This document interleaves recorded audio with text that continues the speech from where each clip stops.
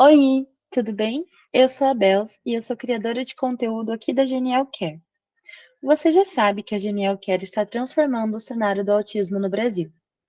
Mas, para que isso aconteça, precisamos de profissionais especializados e capacitados para garantir que todas as crianças estejam, de fato, se desenvolvendo e criando caminhos extraordinários. Por isso, hoje vamos conversar com Antônia Mendes e Mariana Toneto a respeito do Núcleo Interno de Capacitação Clínica, o Genial Care Academy. Boas-vindas a mais um Conversa Genial.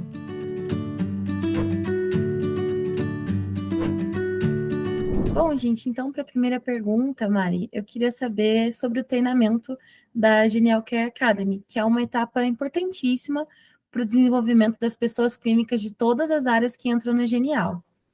Mas pensando que as pessoas já são formadas, por que ter esse treinamento é tão importante antes de iniciarmos os atendimentos e como essa capacitação é estruturada para garantir nosso padrão ouro? Apesar dos profissionais eles serem formados, né, existe algo que ainda não existe, que é sobre não existir uma diretriz sobre como os atendimentos terapêuticos precisam ser para se ter um padrão ouro mesmo de atendimento, né?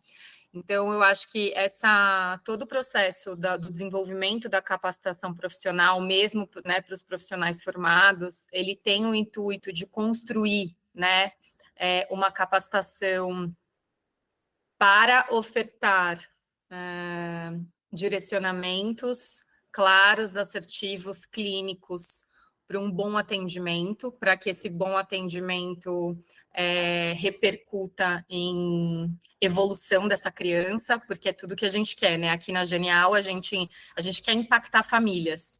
E nós acreditamos que um profissional com uma boa formação, ele vai com certeza colaborar para atender melhor essa criança, e aí ele atendendo melhor, essa criança tem mais chances de evoluir mais, e dessa forma a gente impacta mais as famílias, tá? Tem um outro ponto que é sobre o próprio nivelamento, né, de conteúdos, tanto de conteúdos, então a gente precisa, quando esses profissionais chegam, garantir um nivelamento mesmo de conteúdo, de acesso a conteúdo, e a gente precisa garantir um nivelamento de conhecimento sobre o que vai ser esperado desse profissional quando ele estiver em campo, né? Então, a ideia também é que ele consiga acessar, que a gente consiga passar para ele o que é esperado dele em campo, e aí a capacitação também vai poder acessar esse lugar profissional. Bom, a duração do treinamento na GCA é de 3 semanas, olhando para vários aspectos multidisciplinares e com conteúdos e atividades focadas no desenvolvimento de habilidades específicas para atendimento. Como funciona, de fato, a parte prática desse treinamento? Quem são os responsáveis por aplicar conceito? Quais as ferramentas e processos avaliativos durante todo esse processo? Oi, Bels. Bom, vamos falar como é que acontece aqui, né? E por que prática é tão importante para o nosso treinamento. Porque a gente acredita que muito do resultado de evolução clínica que vai acontecer com a criança vem da qualidade da intervenção que o terapeuta está promovendo junto a essa criança. E isso é relacional, eles estão juntos. É uma questão prática. Então, você não aprende a andar de bicicleta lendo livros sobre andar de bicicleta. Você aprende a andar de bicicleta andando de bicicleta.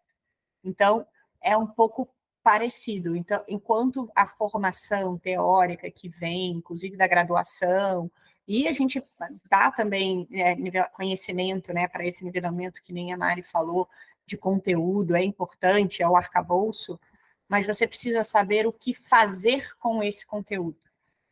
E ganhar traquejo mesmo em o que fazer com esse conteúdo. Então, muitas vezes a gente vai receber terapeutas que talvez não tenham tido experiência ainda com clínica, eles estão vindo para seu primeiro emprego, ou eles tiveram experiência clínica, mas não com crianças, não na primeira infância, então aquilo dali também vai ser novo para eles.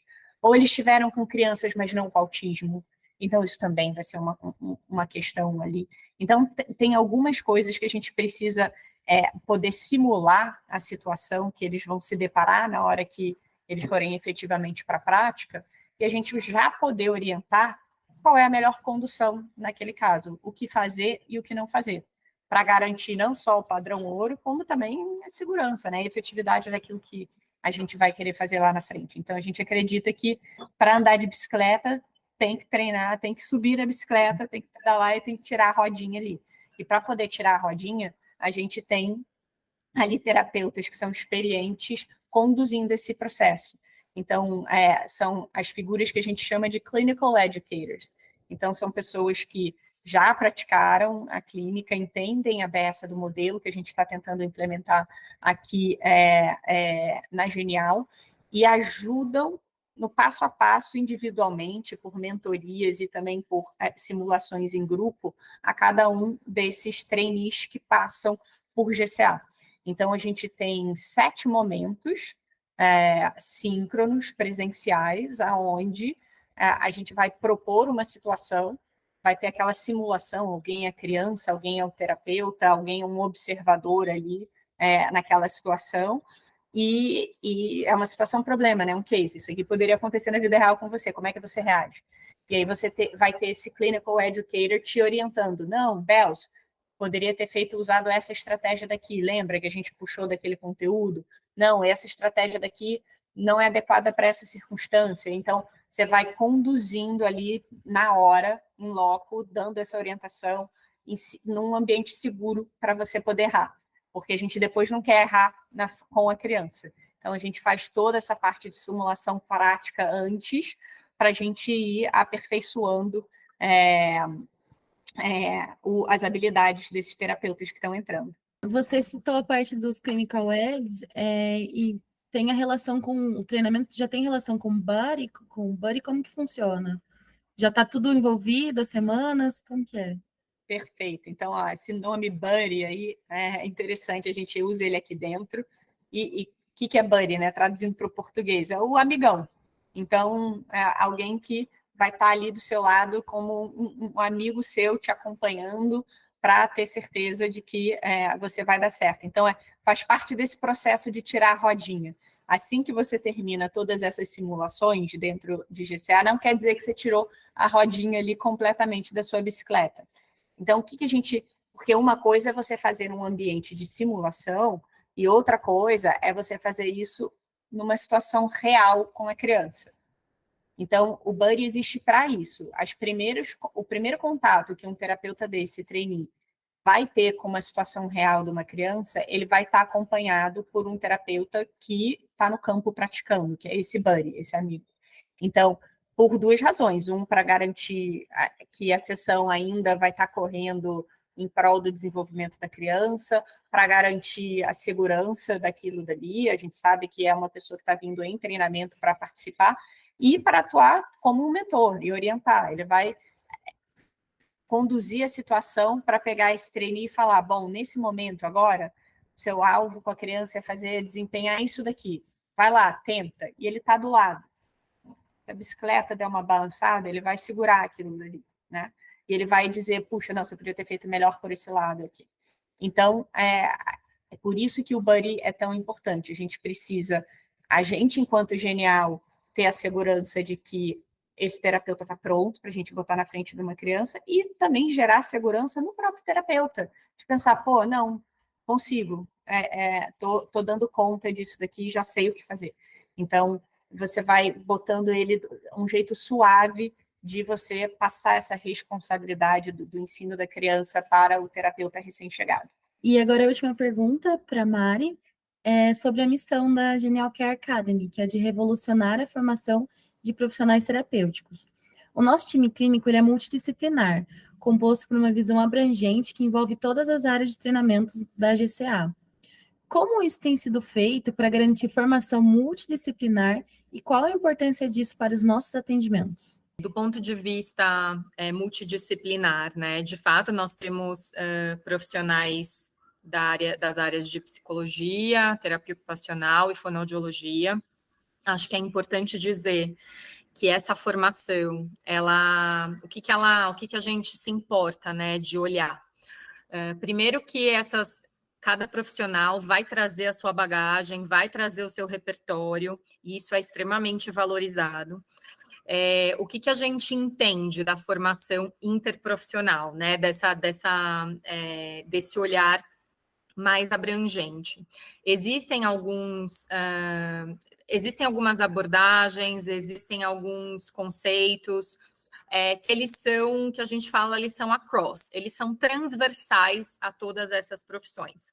Cada profissão acaba, muitas vezes, focando um pouco mais em determinado aspecto, mas existem conteúdos que eles são across. E a ideia é que a gente garantir que todas essas pessoas, independente das suas, como se fala, independente das suas disciplinas, elas tenham, de fato, esse nivelamento across, que é extremamente importante para todo mundo, né? E na verdade, aí, o que a gente tem feito a gente olha para várias abordagens, a gente entende o que cada abordagem tem de muito relevante, que a gente acredita que tem relação com esse padrão ouro que estamos na construção. Então, nós vamos pegar conteúdos que são transversais, a gente vai pegar abordagens que são comprovadas cientificamente e para crianças com autismo, e aí a gente vai entender aí, a gente vai juntar aí alguns peças aí de um quebra-cabeça, e a gente vai estar montando o nosso quebra-cabeça inteiro, que a gente acredita que é a formação que todo profissional que atende criança com autismo, independente da sua formação, precisa ter para atender uma criança com autismo com qualidade, tá? E acho que é importante dizer que essa nossa formação, ela não tem nenhuma relação com... então um terapeuta ocupacional vai fazer o que um psicólogo faz, ou vai fazer o que um fonoaudiólogo faz? Não. Acho que é importante dizer que existem aspectos das disciplinas, né? Existem aspectos das profissões que eles são específicos daquela profissão. E isso, com certeza, é mantido, é respeitado, né? Então, existem aí algumas práticas que elas são exclusivas, por exemplo, da terapia ocupacional, assim como existem práticas que são exclusivas da fonoaudiologia, assim como existem práticas que são exclusivas do psicólogo. Nós não estamos falando sobre as práticas exclusivas. Essas práticas exclusivas, elas são exclusivas, tá? Vou dar um exemplo, né? A integração sensorial de Aires é uma prática exclusiva do terapeuta ocupacional. Essa prática, aqui dentro da Genial, ela vai ser feita pelo terapeuta ocupacional. Algumas práticas com relação à motricidade oral, são práticas, a praxis oral, são práticas exclusivas da fonoaudiologia, tá? Então, se essa criança precisar dessa prática, ela vai ser direcionada para um fonoaudiólogo. A formação que a gente está agora, nesse momento, focando é essa formação across, de que transversal, com conceitos transversais, e de que, sim, isso não tem uma exclusividade profissional. E aí, então, essa formação ela é baseada em ciências e conceitos que todos esses profissionais eles vão poder se apropriar para poder intervir, tá bom? Acho que é bem importante eu deixar isso claro para não deixar nenhuma dúvida, porque isso é bem possível de ter dúvidas. Queria complementar aqui o que a Mari falou sobre essa questão da gente querer revolucionar esse cenário do autismo e dizer o quanto que para a Genial é importante essa peça de fazer isso por meio de capacitação, de treinamento. É uma coisa que a Genial investe à beça. Eu não conheço muitas clínicas por aí que se preocupam em fazer 3 semanas exclusivas de treinamento, medindo a qualidade disso que a gente está fazendo. A gente não falou aqui, mas a gente também criou um instrumento que a gente chama de LIGHT, né, que é a lista das habilidades do terapeuta Genial, aonde isso serve, inclusive, como um gabarito para que o terapeuta entenda o que é esperado dele em termos de habilidade. e que ele possa ir acompanhando a própria evolução dele em termos das habilidades que são esperadas, né, para a gente chegar nesse padrão ouro. Então, aqui na Genial, a gente leva isso super, super a sério, assim como a gente leva a coleta de dados da evolução da nossa criança, a gente também leva a sério a coleta de dados em relação à evolução profissional do nosso terapeuta, que vai sair de GCA e vai continuar num processo contínuo de capacitação por meio de orientação clínica, inclusive de outros cursos que a própria GCA está construindo e vai continuar fornecendo enquanto ele estiver aqui com a gente durante a carreira toda dele. Então, vale a pena frisar que eu acho muito único no mercado a seriedade e o investimento que tem sido colocado em capacitação profissional, para garantir, obviamente, aí o sucesso do terapeuta e aí, por consequência, também esse sucesso da intervenção e da evolução clínica das nossas crianças. A Antônia falou do Light, né, que é o nosso protocolo, o nosso instrumento que a gente fez, que é a lista de habilidades do terapeuta genial. E nessa lista de habilidades, na verdade, ela tem ali os comportamentos esperados, né? Quais comportamentos são esperados para que o terapeuta tenha uma condução terapêutica de qualidade? E eu acho que os comportamentos observáveis, eles vêm de uma série de conteúdos transversais às disciplinas, né?